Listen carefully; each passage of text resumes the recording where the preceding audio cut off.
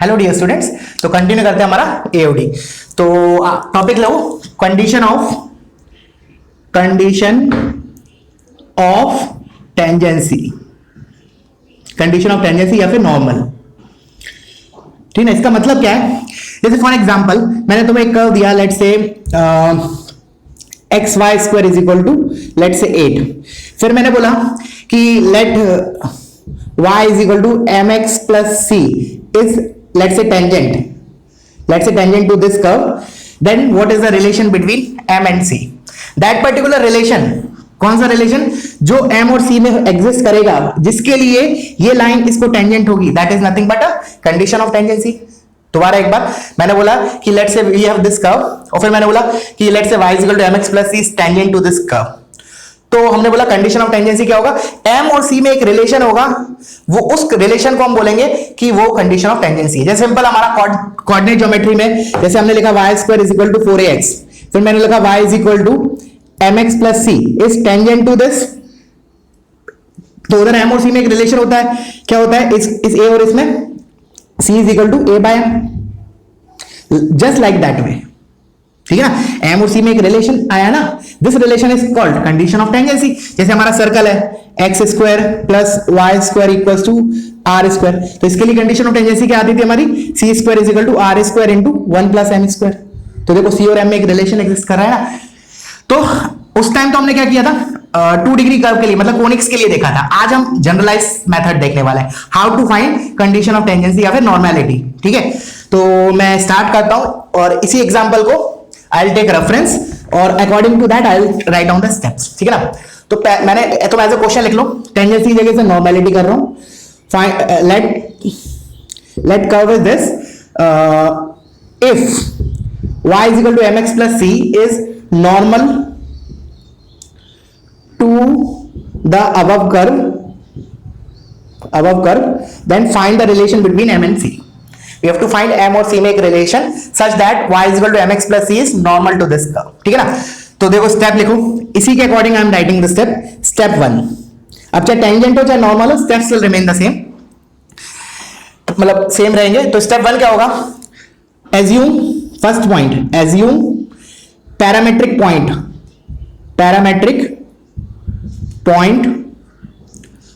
On the curve. सबसे पहला most important point है assume any parametric point on the curve. अगर मान लो नहीं एज्यूम कर रहे हो तो x1 y1 मान लो, कोई दिक्कत नहीं है। ठीक है ना, फिर तुम्हें एक रिलेशन लिखना पड़ेगा x1 y1, इसमें रख के उसको यूज करेंगे later on, but for time being मैं अभी इसके लिए डिस्कशन ले रहा हूं कि लेट से मैंने पैरामेट्रिक कोऑर्डिनेट एज्यूम कर लिया इस पे। तो इसका पैरामेट्रिक कोऑर्डिनेट हमने कल की क्लास में देखा था, कैसे लिखता है इसको? ऐसे लिखा x/2 इंटू y/2 का स्क्वायर इज इक्वल टू 1। अब क्या करते थे हम? लेट्स से ये capital X into capital Y square लिखा है इक्वल्स टू 1। फिर उसके हमने बाद लिखा let's say capital Y square is equal to x की पावर -1। इसके लिए पैरामेट्रिक कोऑर्डिनेट क्या होंगे? पहले t लिखा, फिर t लिखा, फिर y पे 2 है तो इधर x वाले पे 2 लगाया, फिर इधर x पे -1 है तो y वाले पे -1 लगाया।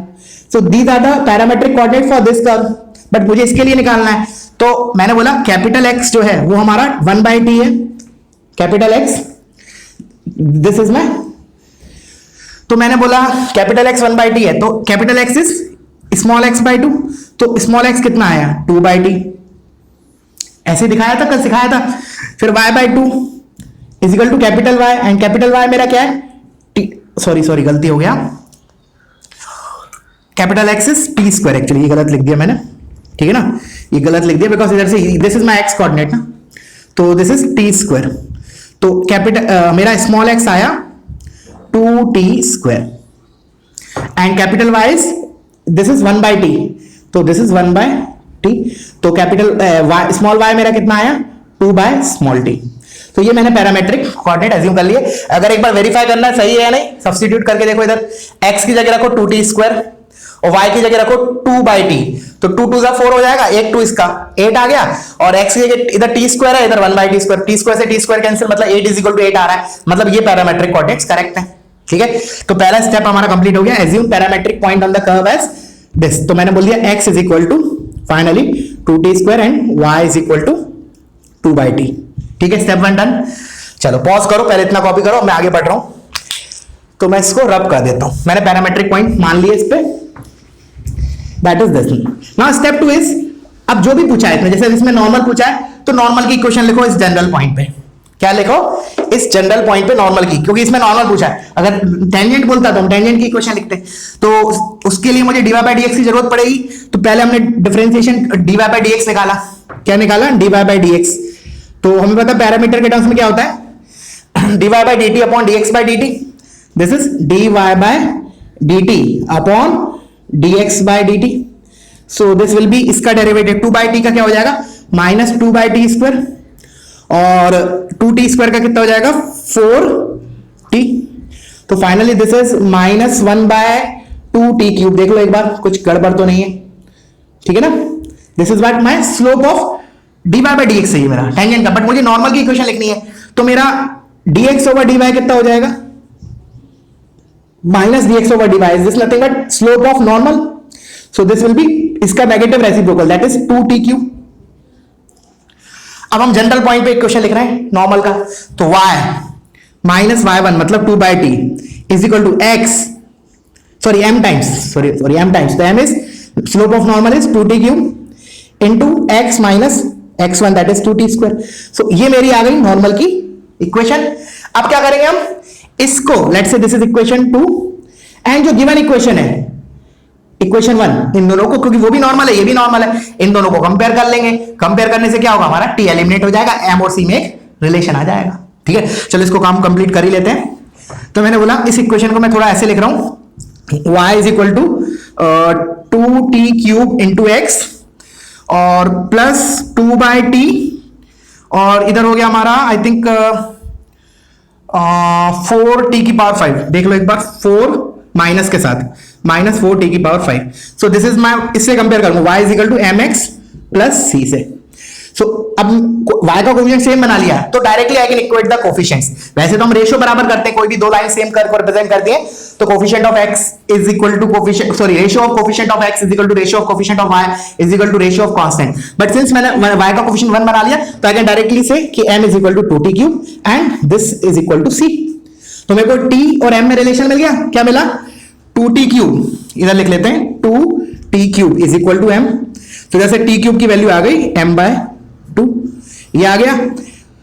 और इधर मेरा क्या लिखा है? c is equal to 2 by T minus 4t की पावर 5। बस इधर से t उठा के इधर रख दो, तो जो तुम्हारा रिलेशन बना m और c में, that is the required condition for normality. ठीक है ना, वो जो नॉर्मल की कंडीशन आ जाएगी। ठीक है, क्लियर हुआ? तो स्टेप 2 हमने क्या बोला? स्टेप 2 अच्छा मैंने लिखवाया नहीं, इसे ऐसे लिख लो, राइट इक्वेशन ऑफ नॉर्मल या फिर टेंजेंट, वो डिपेंड करता है क्या पूछा है, ऑन द जनरल पॉइंट जो मैंने एज्यूम किया था स्टेप 1 में। उसके बाद क्या करना है, एक बार इक्वेशन आ गई, compare it with the, step 3 क्या होगा? Compare it with the equation given in the question and eliminate parameter T. तो हमारा एक m और c में रिलेशन आ जाएगा, that is what the required condition. Clear हुआ? चलो तो अब एक क्वेश्चन और कर लेते हैं इसके बाद। ठीक है, तो वीडियो पॉज करो, इसको कॉपी करो।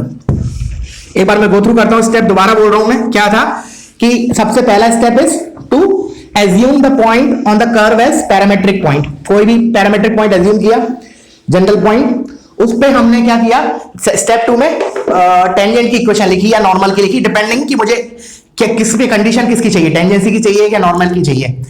Accordingly I will right the equation. Let's say मेरे को टेंजेंसी बोला तो मैं टेंजेंट की इक्वेशन लिखूंगा। फिर मेरी जो इक्वेशन आएगी उसमें t पैरामीटर इन्वॉल्व रहेगा, t रहेगा क्योंकि जनरल पॉइंट पे लिख रहा हूं मैं, पैरामीटर पॉइंट t पे। उसको I will compare with the equation given in the question, और उन दोनों इक्वेशन की मदद से I will eliminate parameter t। तो मेरे को एक रिजल्ट मिल जाएगा m और c में, that is called condition of tangency और what normal. Okay, now let's do one more question. तो क्वेश्चन है हमारा, let's say the question is, लिखो, एक काम करो, इसी क्वेश्चन को तुम कंडीशन ऑफ टेंजेंसी के लिए लिख लो, एक बार क्वेश्चन प्रैक्टिस हो जाएगी। ठीक है, अच्छा अब मैं एक क्वेश्चन लिख रहा हूं, बट उससे पहले एक नोट बोलूंगा। पहले क्वेश्चन लिख लो और मैं एक नोट बताऊंगा, उसके बाद इसको अटेम्प्ट करना। क्वेश्चन लिख लो, find the condition if ax plus by equals to 1 is tangent to x square minus xy is equal to 5x minus 7। ठीक है ना, बहुत ही सिंपल सा क्वेश्चन है। मैंने बोला फाइंड द कंडीशन, मतलब ए और बी में एक रिलेशन चाहिए मुझे such that this particular line is tangent to this curve. Okay, so देखो एक तरीका तो क्या है कि जैसे अभी अपन ने प्रोसीजर बताया था वैसे कर सकते हैं कि क्या करो, एक पैरामीटर क्या कर सकते हैं कि इसमें पैरामीटर पॉइंट अज्यूम करने में भी थोड़ी दिक्कत है। हालांकि कर तो सकते हैं, x को t ले लो, क्योंकि x को t ले लोगे तो y आ जाएगा मेरा t के टर्म्स में। ठीक है ना, आई कैन राइट, चलो करते हैं एक बार, करते हैं उसी मेथड से जो पहले देखा उससे एक बार ट्राई करते हैं, बट इसके लिए मैं एक शॉर्टर तरीका भी बताऊंगा। ठीक है ना, but before that let us proceed with the generalise method. तो उसमें क्या था, पैरामीट्रिक पॉइंट t लिया तो मैंने y की जगह t रख दिया, सॉरी x की जगह रखा, क्योंकि इधर y एक ही जगह है ना, तो x की जगह t रखा। तो देखते हैं y क्या मिलता है मुझे, तो T square minus T X sorry T Y is equal to 5t minus 7।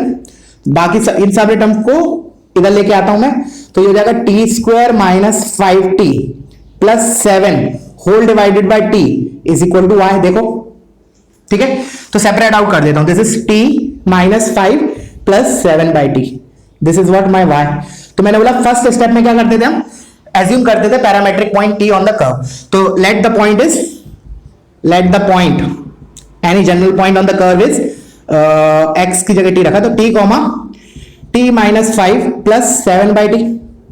अब क्या करेंगे हम, उसने कंडीशन ऑफ टेंजेंसी बोला है, तो अब इस जनरल पॉइंट पे आई will right the equation of tangent, उस इक्वेशन को I will compare with this and I will eliminate the parameter t।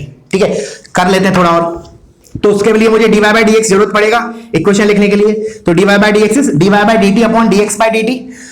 तो इधर से मेरा dy by dt कितना हो जाएगा, इसके कारण 1, माइनस 5 का डेरिवेटिव 0 और 7 बाई टी का माइनस 7 बाई टी स्क्वायर, तो minus 7 by T square whole divided by dx by dt। तो x t के बराबर है तो dx by dt क्या होगा 1, तो this is my dy by dt। अब मैं इक्वेशन लिख रहा हूं इस पॉइंट पे, जनरल पॉइंट पे, तो क्या लिखूंगा मैं, y माइनस y1 का काम ये करेगा, x1 का काम ये करेगा, तो y minus t minus 5 plus 7 by T is equal to slope times slope is 1 minus 7 by T square, 1 minus 7 by T square into x minus x1 मतलब t। ठीक है ना, तो मेरा क्या आ गया, इक्वेशन ऑफ स्ट्रेट लाइन आ गई, equation of tangent आ गया एट जनरल पॉइंट t।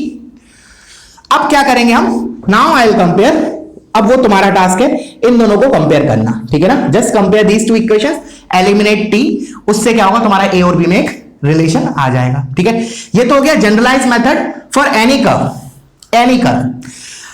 अब हम क्या करते हैं, अब हम कुछ स्पेशलिटी देखते हैं इस क्वेश्चन में। अब ध्यान से देखो कि ये जो मेरा कर्व है ना, ये जो कर्व है this is general 2 degree equation, general 2 degree equation, ये जनरल 2 डिग्री इक्वेशन है, that means this represent one of the conic circle, parabola, ellipse, hyperbola. Circle तो है नहीं, दिख रहा है डायरेक्टली, वाई स्क्वायर तो है ही नहीं, तो पैराबोला में भी पैराबोला हो, एलिप्स हो, हाइपरबोला कुछ तो है, बट 2 डिग्री कर्व है तो उन पांचों कोनिक्स जो हम पढ़ते हैं, pair of straight line, circle, parabola, ellipse, hyperbola, उसमें से कुछ है।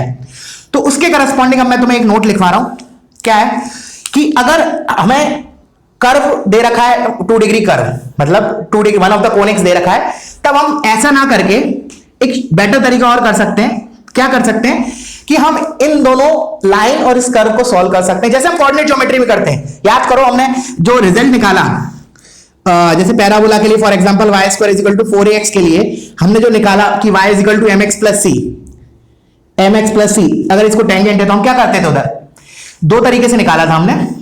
एक तो कि हम पैरामीट्रिक पॉइंट लेते थे इस पे a t square comma 2at, और फिर हम क्या करते थे, t इज इक्वल टू 0 से पहले टेंजेंट की इक्वेशन लिखते थे, फिर इसकी equation I will right in parametric term, उसको मैं इससे कंपेयर कर लेता था।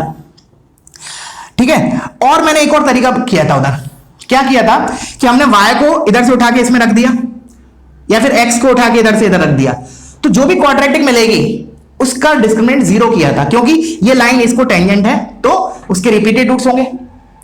सेम चीज अब मैं इधर बोलने वाला हूं नोट के फॉर्म में कि अगर one of the curve is conic, then what is the method that is preferable is कि इधर से y या x जो भी कंफर्टेबल लगे वो उठा के इधर डाल दो। जैसे मैंने इधर से y उठा के इधर रख दिया, तो यू कैन सी कि यहां से मेरे को क्या मिल रहा है, x में एक क्वाड्रेटिक मिल रही है। अब सिंस ये लाइन और ये कर्व एक जगह टच कर रहे हैं तो क्वाड्रेटिक का क्या होना चाहिए, रिपीटेड रूट्स होना चाहिए, दैट मींस व्हाट, उसका डिस्क्रिमिनेंट शुड बी 0। तो बस तुम्हें क्या करना है कि इधर से y उठा के इधर रखो, जो क्वाड्रेटिक मिलेगा x में उसका d0 कर देना, आंसर आ जाएगा। ठीक है, and you have to verify कि उससे और इससे रिलेशन आंसर सेम आ रहा है या नहीं। ठीक है ना, नहीं आ रहा है यू कैन आस्क मी कि सर गलती कहां है बताओ, ठीक है ना, I will tell the mistake, but दोनों से आना चाहिए। ठीक है, हालांकि इससे तो बहुत ही आसान है, डी वाले से देखो, चलो डी वाला हम करके बता देते हैं एक बार। डी वाले से तो बहुत आसान हो जाएगा। कैसे, देखो कॉपी कर लेना इसको, मैं रब कर दिया, कॉपी कर लेना। हाँ, मैंने बोला डी वाले से कैसे आसान हो जाएगा।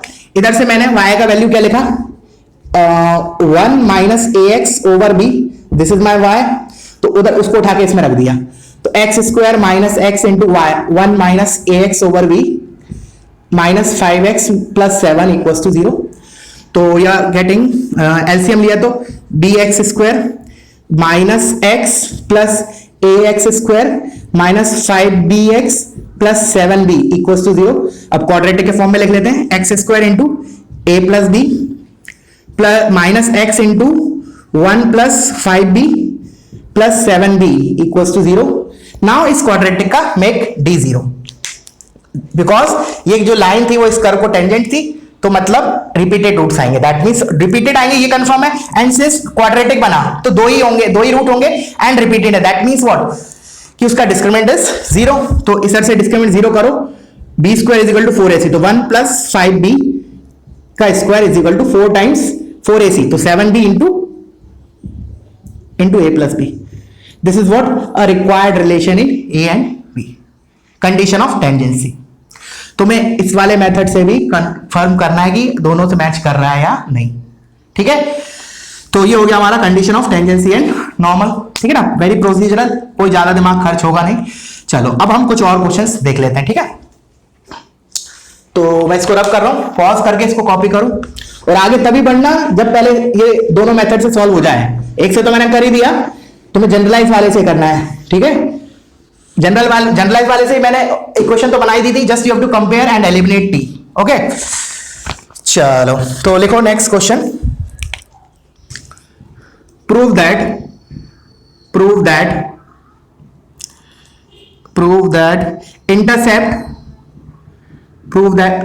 अच्छा उसको नोट के फॉर्म में लिख लो। एक काम करो, बिफोर राइटिंग दिस क्वेश्चन, मैं भूल गया डिक्टेट करना दोबारा, उसको नोट के फॉर्म में लिख लो इससे पहले कंडीशन ऑफ टेंजेंसी वाले में कि if curve is 2 degree equation,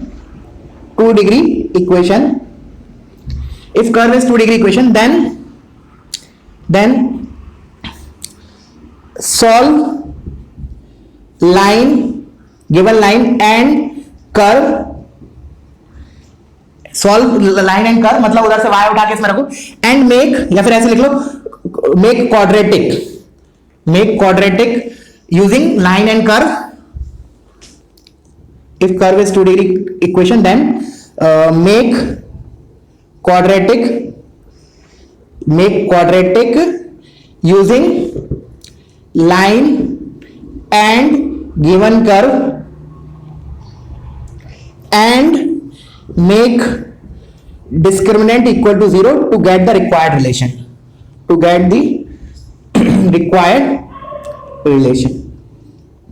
ठीक है बच्चों, ये उसके प्रति नोट हो गया। तो ये क्या हो गया, हाईली स्पेशल केस हो गया, क्योंकि एक तो पहली बात कर्व 2 डिग्री होना चाहिए, प्लस एक चीज और है, हाँ एक चीज और है कि ये जो चीज है ना, जो मेथड है, अल्टरनेट मेथड बताया मैंने, हाईली स्पेशल क्यों बोल रहा हूं, एक तो पहला रिक्वायरमेंट है कि इसमें 2 डिग्री इक्वेशन होना चाहिए, और दूसरा रिक्वायरमेंट क्या है कि ये केवल टेंजेंट के लिए काम करेगा, नॉर्मल के लिए काम नहीं करेगा ये method.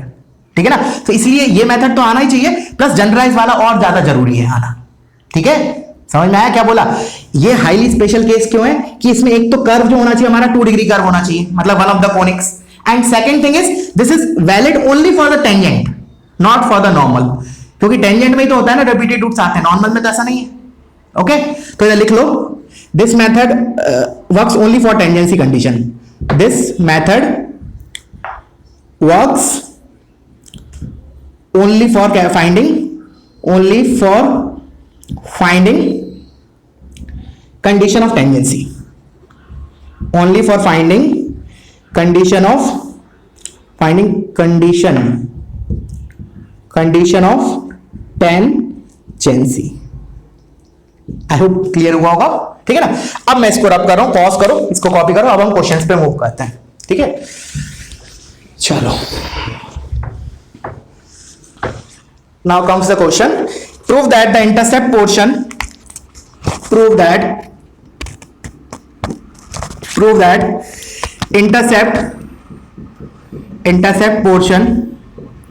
intercept portion of any tangent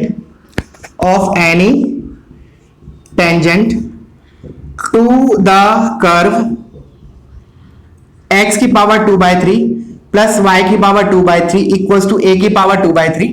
देखो अभी कल ही हमने इसके पैरामेट्रिक कोऑर्डिनेट सीखा था, ठीक है ना, वो यूज करना। Prove that the intercept portion of any tangent to this curve between coordinate axes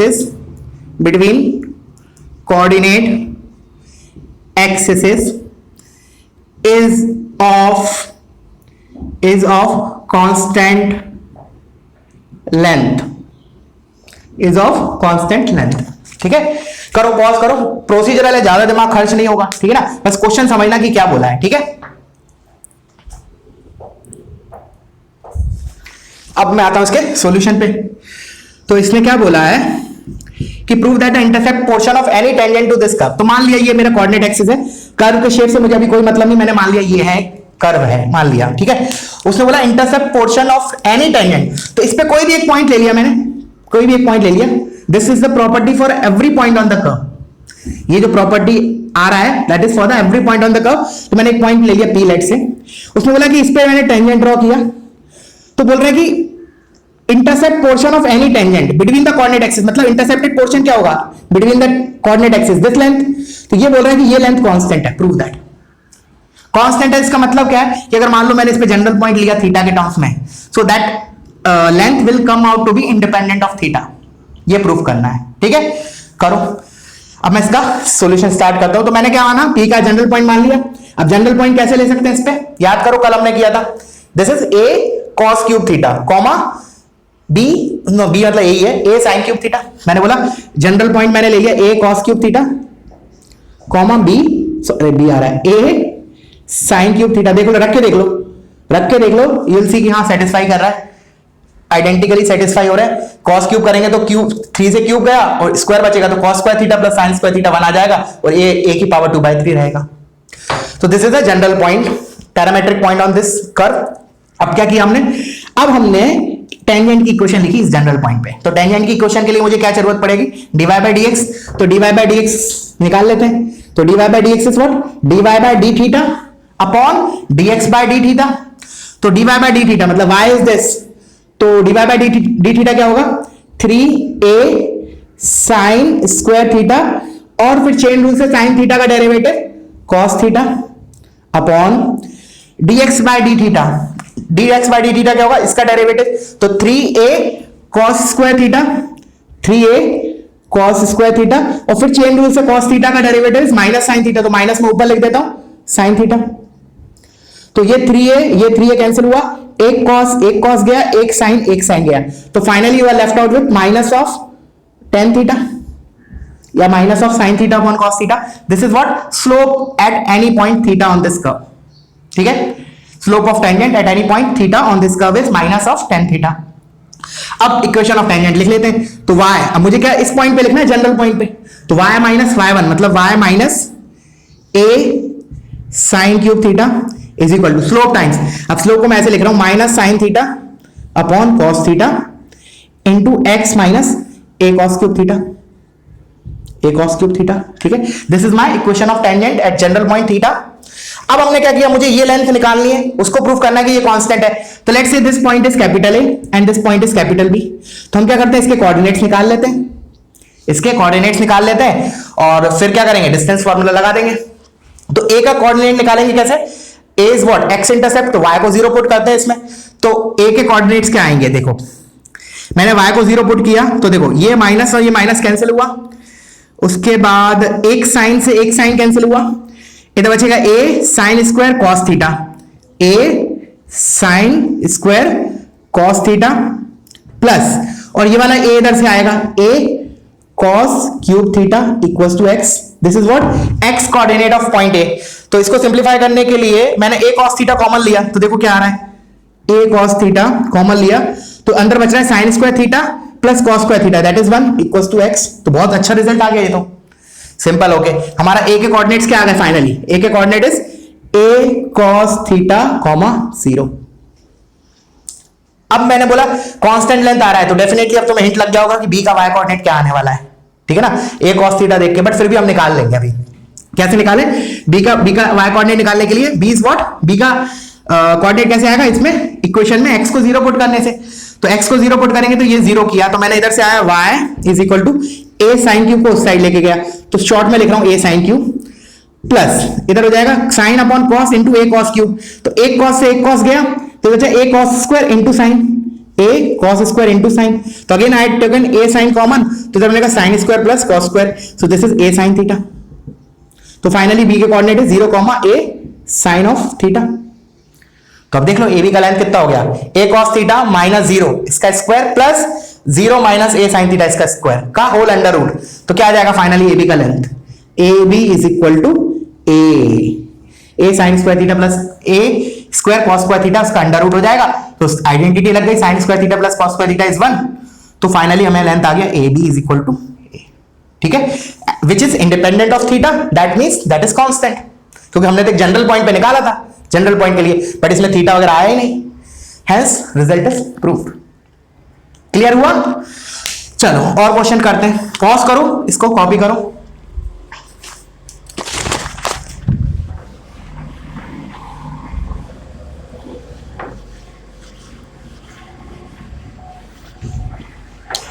next question है, अब ये वाला जो प्रॉपर्टी था हमने हाइपरबोला में प्रॉपर्टीज में एक क्वेश्चन किया था, उधर भी किया था, इधर दोबारा हम रिपीट कर रहे हैं क्वेश्चन, देख लेना भले नोट्स में होगा।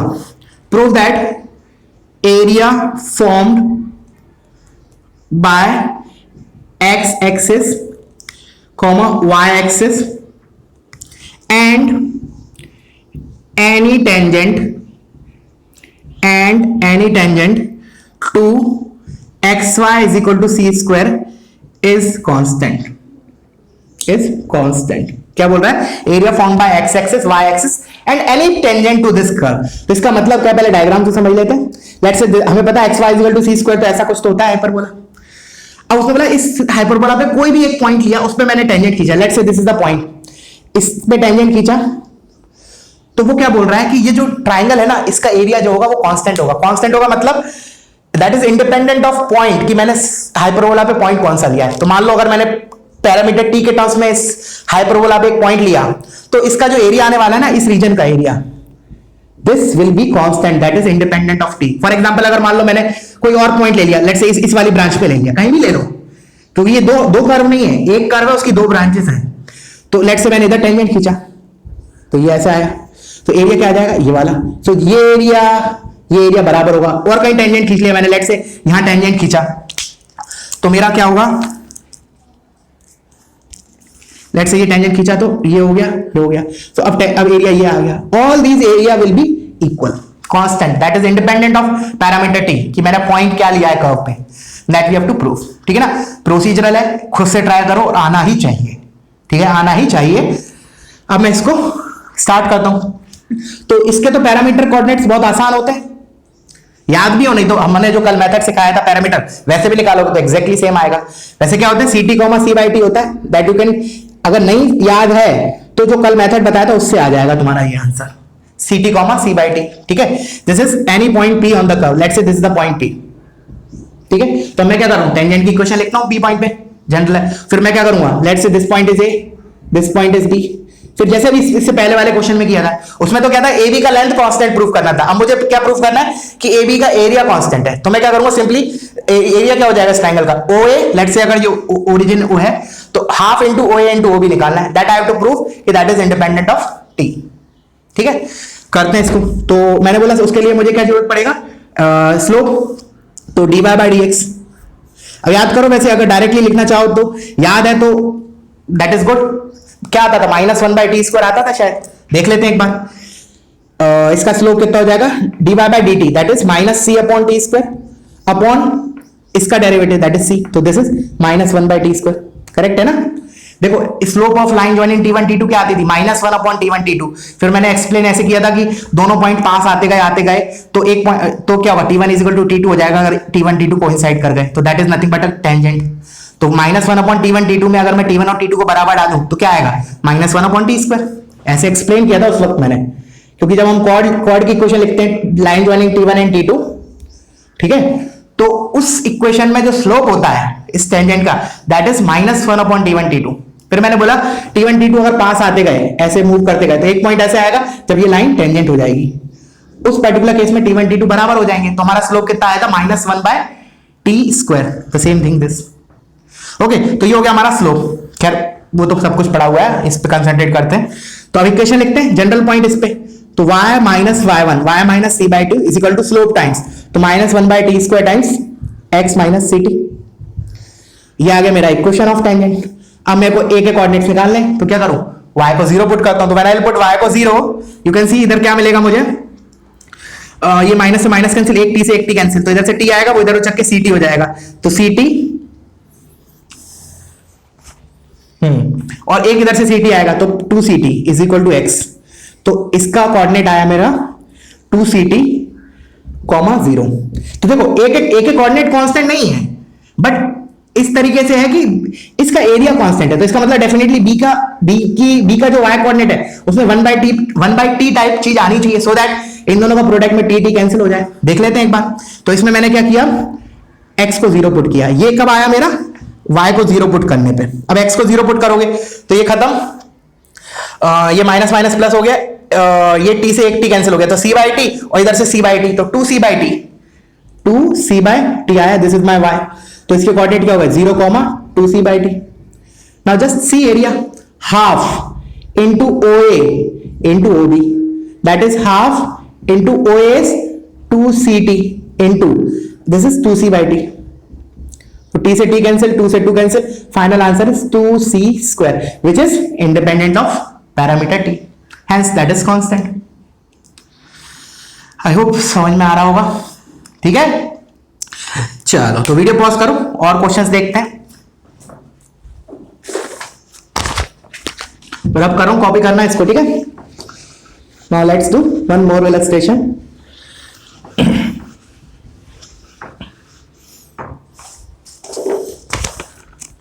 क्वेश्चन इज सिंपल है। नाउ अब थियरी के सेंस में तो कुछ ज्यादा खास रह नहीं गया है, एक पॉइंट और है गया, उसको मैं नेक्स्ट पार्ट ऑफ वीडियो में बताऊंगा, that is angle between the curves in tangent normal. फिर अगला चैप्टर जो होगा हमारा मोनोटोनिसिटी होगा।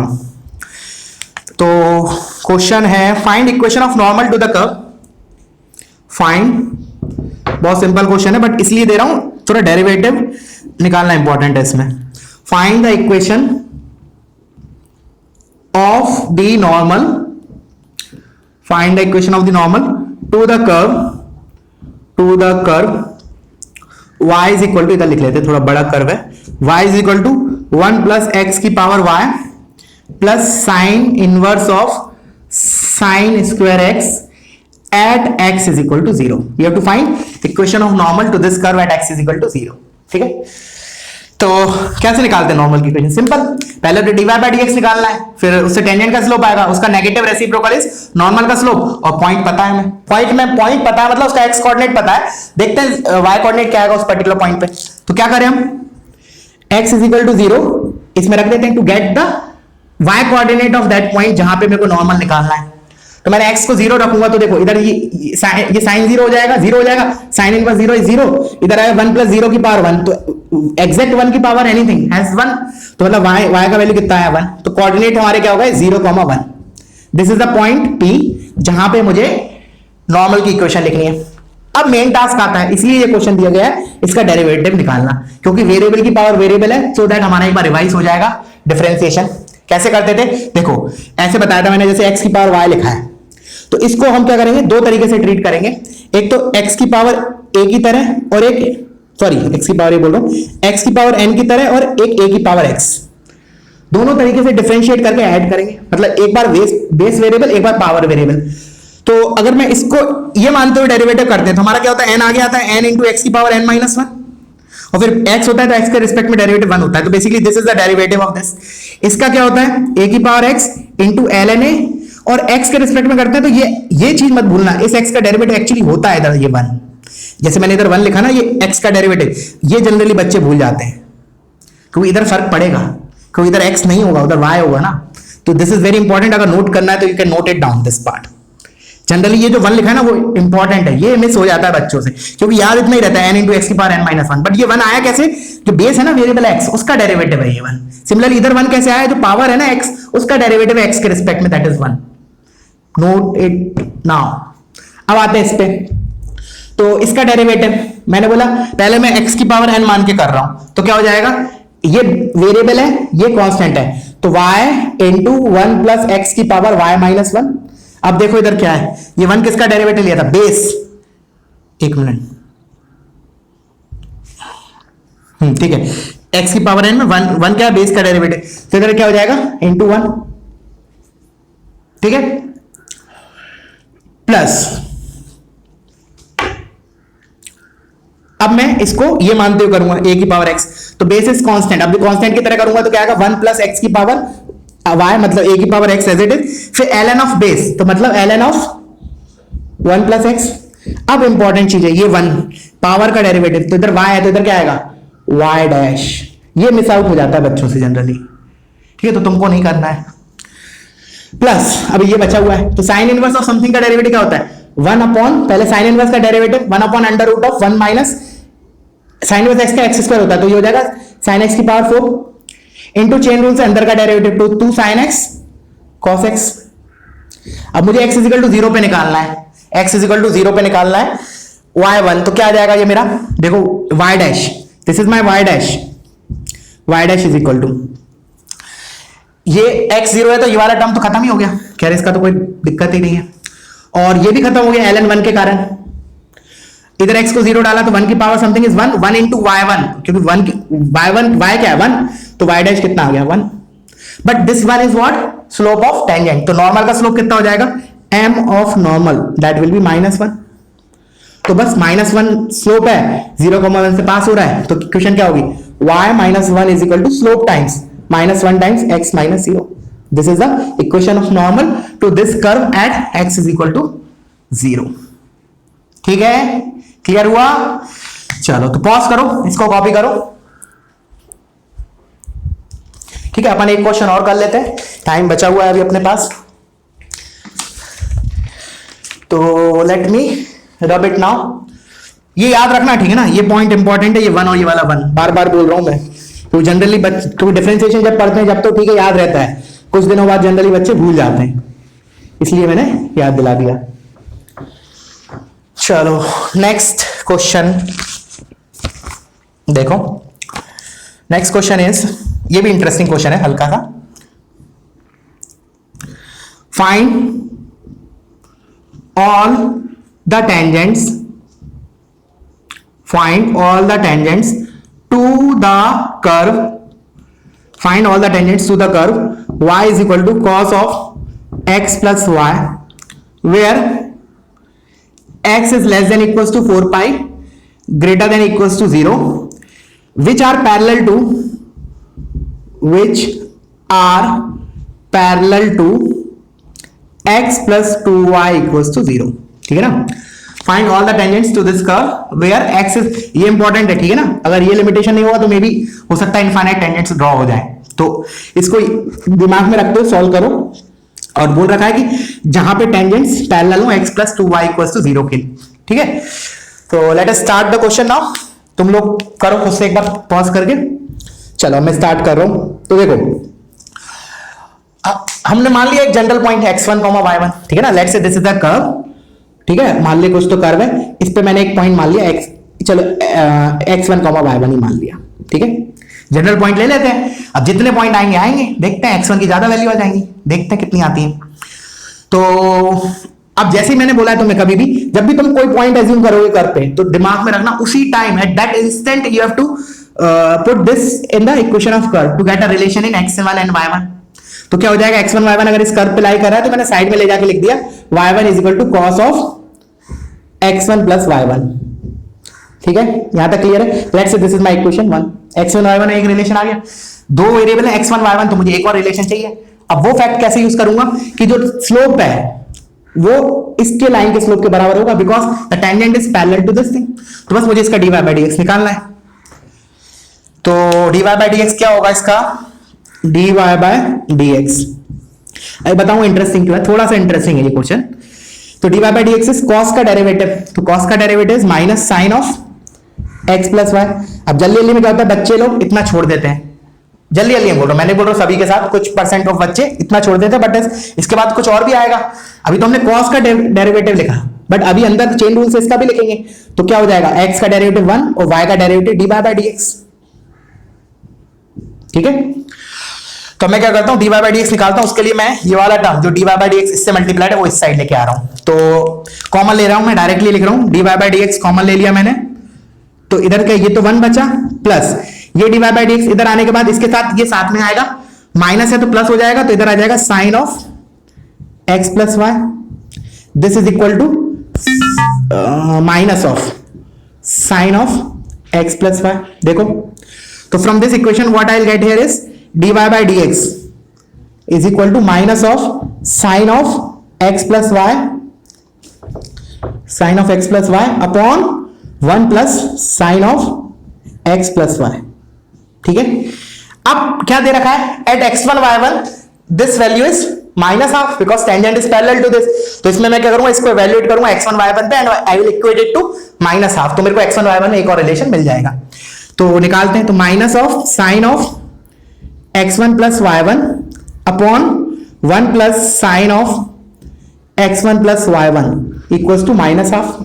तो ये कैंसिल हुआ, तो from here you will get, देखो 2 times this is equal to 1 plus this, तो उस वाले साइन को मैं इस साइड लेके आऊंगा, तो क्या आएगा, finally I will get sine of x1 plus y1 equals to 0, no sorry equals to 1 आया। अब क्या करें, अब अपने आप में ये थोड़ा अच्छा क्वेश्चन है, अब सॉल्व करना, क्योंकि sign of x1 plus y1 जो है वो तो उसके लिए उसके तो बहुत सारे सॉल्यूशन होते हैं ना। अब बट इसमें तो लिमिटेशन हमारे पास x में रखी, y में तो ऐसा कुछ नहीं है, मतलब इतना पक्का है कि x1 जो है वो 0.4 पाई लाई करेगा। तो अब क्या करें, इसलिए मैंने बोला था ये थोड़ा ठीक क्वेश्चन है। इसके बाद इस पॉइंट तक तो इसमें कोई दम नहीं है, वेरी प्रोसीजरल। इस पॉइंट के बाद थोड़ा सा अच्छा क्वेश्चन है, कैसे है करते हैं इसको। उसके लिए मैं क्या कर रहा हूं, इसको रब कर रहा हूं, तुम लोग पॉज करो, इस पार्ट को कॉपी करो, देखना क्या किया हमने। अब मैंने बोला कि साइन थीटा अगर 1 होता है तो कॉस थीटा क्या होता है, of course 0, but vice versa is not true. मैंने बोला if sine theta is equal to 0 then cos theta can take a value plus minus 1, but अगर साइन थीटा 1 है देन पक्का कॉस थीटा विल बी 0। ये समझ में आता है। उस हिसाब से मैंने क्या किया, अगर sign of x1 plus y1 1 है, this implies cos of x1 plus y1 100% 0 होगा, 100% 0 होगा, दिस विल बी 100% ट्रू। और वाला नहीं है कि दिस इज 0 और समथिंग, नहीं, ये होगा और होगा। अच्छा, ये 0 होगा तो मेरा पक्का है y1 किसके बराबर होगा, इस इक्वेशन पे जाओ, since cos of x1 plus y1 is 0 therefore y1 is has to be 0। इससे क्या पता चला, y1 इज इक्वल टू 0, ये ही इंपॉर्टेंट था। अब क्या किया हमने, अब y1 को हमने इसमें बैक सब्स्टिट्यूट किया, तो हमें क्या मिला, sine of x1 is equal to 1। अब मजेदार चीज बन गई, अब एक वेरिएबल में आ गया और उस वेरिएबल की उसने लिमिट दे रखी x लाइन बिटवीन 0 टू 4 पाई। तो अब 0 से 4 पाई के बीच में साइन थीटा 1 कब होता है, दो ही जगह होगा, एक तो अपना पाई बाय 2 पे, एक 5 पाई बाय 2 पे, उसके बाद तो नहीं होगा, क्योंकि मैंने बोला x1 विल बी एक तो पाई बाय 2, एक 2 पाई प्लस पाई बाय 2। उसके बाद करोगे तो क्या करोगे, 4 pi plus pi by 2, but वो तो इसको क्रॉस कर जाएगा, इसलिए उसने बाउंड्री दी है, otherwise there are infinite answers. तो हमारा आंसर होगा x की वैल्यू ये है, एंड करस्पॉन्डिंग y1 तो फिक्स है, वो तो 0 है ही। तो 2 पॉइंट आए हमारे, क्या क्या है, x1 pi by 2 0 and 5 pi by 2 0। ठीक है, तो और स्लोप कितना है मेरा, m is equal to minus half. तो बस पॉइंट स्लोप फॉर्म में इक्वेशन लिखो दोनों टाइम, दोनों के लिए। ठीक है, इसके लिए और इसके लिए, दैट इज द 2 आंसर्स। इसमें वही तो लिखा, find all the tangents to this curve. ठीक है ना, बाकी इंटीजर टाइप में ऐसे बन सकता है, नंबर ऑफ टेंजेंट्स, इसकी थोड़ी रेंज ऊपर नीचे कर देगा वो, तो इंटीजर टाइप में क्वेश्चन कन्वर्ट हो गया। ठीक है, चलो तो वीडियो पॉज करो, इसको कॉपी करो और इसके बाद हम नेक्स्ट पार्ट ऑफ वीडियो में देखते हैं। ओके।